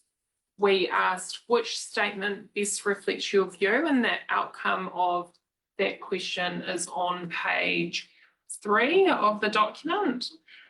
What we found was the majority of comments said depends on the service, followed by fees should generally recover the full cost of providing the services, and then followed by fees should be subsidised to keep them affordable. We then asked whether there were any specific fees and charges that they thought were unfair or unreasonable, and we received 12 submitters providing responses to that question, and we've grouped them into 5 topics. So we'll just work through topic by topic and look for any questions that elected members might have. The first topic is water, with both submitters questioning the water charges due to the quality of the drinking water. We've provided comments around the investment we're doing in terms of demand and water strategy, but then also noted that the majority of costs for water is actually paid via rates, and that the specific fees and charges for water are focused on new connections. Okay, questions? No, we'll move on. Thank you. Right, the second topic is regulatory, and there's a mix of comments there in terms of building consent costs and swimming pool inspection fees. So you'll see we've provided comments there about building consent fees. Our revenue and financing policy identifies that greater than 40% of the cost of that service should be funded by use of fees and charges. It's really hard to compare across councils, not knowing what their public-private split might be for those costs. So submitter 46 considering that building and consent fees should be removed is against the principles of the other submitters in terms of the user pay reflection. Because we have a legal requirement for the function in terms of consenting. No. And then in reference to the swimming pool cost, that is a fixed fee. And that is, Mr. Carls has done the work and that is comparable to other councils. It covers administration time, travel to site, and it provides for consistency across the district. Submitter 43 raises the concerns about swimming pool inspection fees and says that this should be time charged rather than a flat rate. If any councillor wants to change that, that's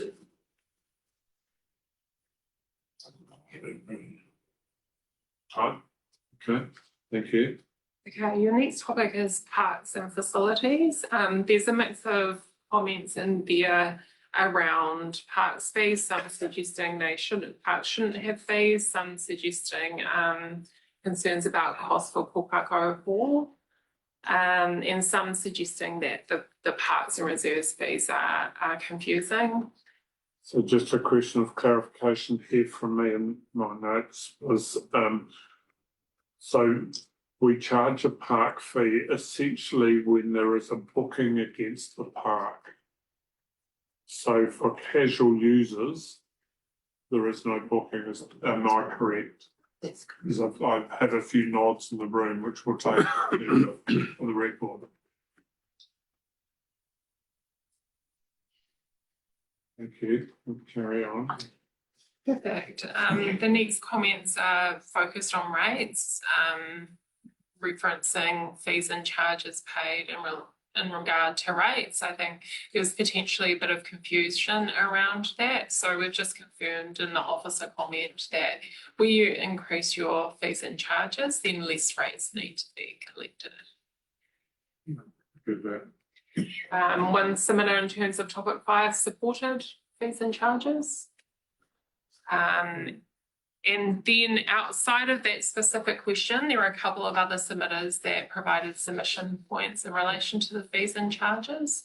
The first one, topic 6, provided comments about dog registration fees for working dogs. So this is a submission essentially of fed farmers and looking for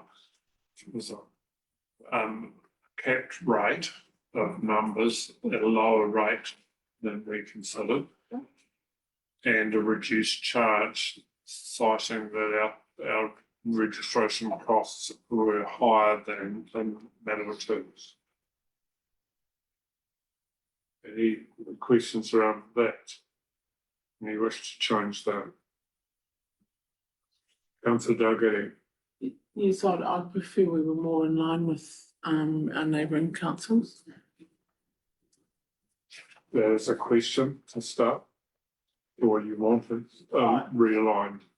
Yes, I want it realigned. Have you wishing to put a figure against that, or can staff tell me the costs against that change? So you have absolutely the right to put a motion with recommendation to council along those lines. They can tell me what you want. So I'm happy. So can we investigate a realignment with our neighbours? We obviously are higher than our neighbours, and that's what I'm uncomfortable with. I don't see any reasoning for that.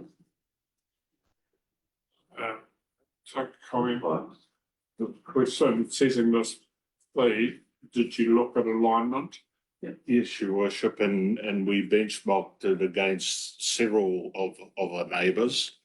And we definitely within the scope, taking into consideration as well that we, unlike MDC, they don't offer any additional discounts for multiple dogs. So after 5, we've got a flat rate of $12. So I'm not too sure what Councillor Diagetti is wanting us to research. We've I just was going off I'm sorry, I haven't got it in front of me, but the Federated Farmers submission had the comparison with the adjacent. Yes, I accept they may not have, I don't know what the other neighbours do around the maximum number of dogs. But so are you suggesting that the Federated Farmers comparison submitted is not correct? correct. I don't know where they got their figures from. Okay, Our thank staff you, went- that answered that question. Because I went and thought at compared. workshop we discussed it and we Yeah. wanted to align with others. So Thank on page 7, Yeah, it gives the comparison for all our neighbouring councils. which is different from what Federated Farmers. Correct. Yeah. Yep. Okay, no, I'm happy, sorry, your worship. Thank you. Thank you. Perfect. And the last topic is alcohol licensing. You Sorry, had- could I just go back to the working group? Just one quick question. Is it possible some councils do now have like a pay it forward for your dogs? So you can actually like pay towards instead of like just getting the bill, paying, they do have a way for you to be able to pay towards your dogs, which is also pet dogs. Is that something we could look at? Is that part of this? Staggered. I think we did have something similar, but the cost of administration for it Okay. it just became too expensive for us. That's right, I've been asked, so With thank you. the issue that we faced. Yeah, Costing more overall for the extra administration. okay, thank you. Perfect. Topic 7, alcohol licensing. You recall the verbal submission requesting that council creates a bylaw for the setting of fees and charges for alcohol licensing. Mr. Cullis and the team have looked at it and do not recommend that we create a bylaw and consider that we've got sufficient funding under the legislation set fees to cover the costs and be in alignment with our revenue and financing policy.